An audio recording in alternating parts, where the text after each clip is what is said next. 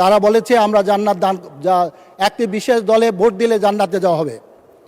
আল্লাহর রহমতের সাথে যারা চ্যালেঞ্জ করে তাদেরকে কি বলা হবে? মাননীয় স্পিকার, আমি কথাটা এই কারণে অবতারণ করলাম, জান্নাত একমাত্র আল্লাহর হাতে এবং আল্লাহ যাকে দয়া করে তাকে জান্নাত দিতে পারে।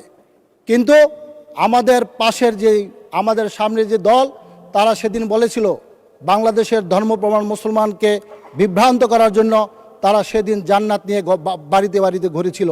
কিন্তু আল্লাহ তাদের এই বিভ্রান্তকর বক্তব্যকে, বিভ্রান্তকর চাওয়াকে আল্লাহ রাব্বুল আলামিন তাদের বাস্তবায়ন করতে দেয় না। আল্লাহর রহমতের জান্নাত তাদের হাতে না, আল্লাহর রহমতের জান্নাত চলে আসে বিএনপির কাছে।